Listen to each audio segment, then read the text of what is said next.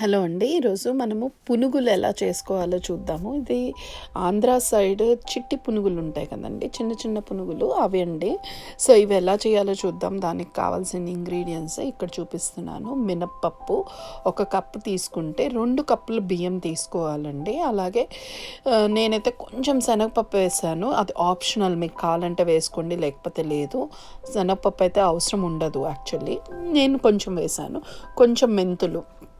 So, ఇవి వేసేసి నానపెట్టేసుకొని ఒక 6-8 అవర్స్ నానపెట్టిన తర్వాత దాన్ని రుబ్బుకొని థిక్ బ్యాటర్గా రుబ్బాలండి. వాటర్ వేయొద్దు, చాలా థిక్ బ్యాటర్గా ఉండాలి. థిక్ బ్యాటర్గా కొంచెం వాటర్తో థిక్ బ్యాటర్గా రుబ్బుకొని కోర్స్ బ్యాటర్గా అది ఒక హోల్ నైట్ ఫర్మెంట్ అవ్వటానికి పక్కన పెట్టేసుకొని, లేకపోతే అట్లీస్ట్ 8 అవర్స్ పక్కన పెట్టేసుకొని ఫర్మెంట్ అయిన తర్వాత దాంట్లో ఉల్లిపాయ, పచ్చిమిరపకాయ, జీలకర్ర, ఉప్పు వేసేసి బాగా కలిపేసుకొని మీడియం ఫ్లేమ్లో ఆయిల్ని వేడి చేసుకోవాలండి. మీడియం ఫ్లేమ్లో ఆయిల్ వేడెక్కిన తర్వాత మాత్రమే మనం పునుగులు వేయాలి. లేదు అంటే మనము అది వేడి వేడి నూనెలో టక్మని వేసేస్తే కొన్నిసార్లు పగులుతాయి.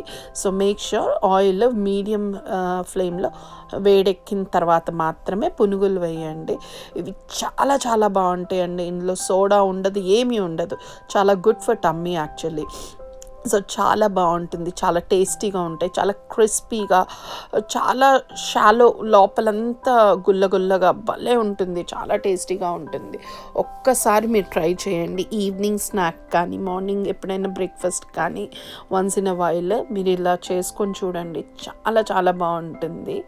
ఇది ఒక్కసారి ట్రై చేయండి. దీంతో కాంబినేషన్ వచ్చేసి కారపొడి కానీ, చట్నీ కానీ, అల్లం చట్నీ కానీ, తర్వాత పచ్చిమిర్చి చట్నీ కానీ, ఎర్రగారం కానీ, ఏదైనా చాలా బాగుంటుందండి. కొంచెం ఉల్లిపాయతో వేసుకొని తింటే చాలా అంటే చాలా బాగుంటుంది. ఒక్కసారి మీరు ట్రై చేయండి. Hope you like my videos. Thanks for watching my videos. If you like it, please do like, share and subscribe. Thank you.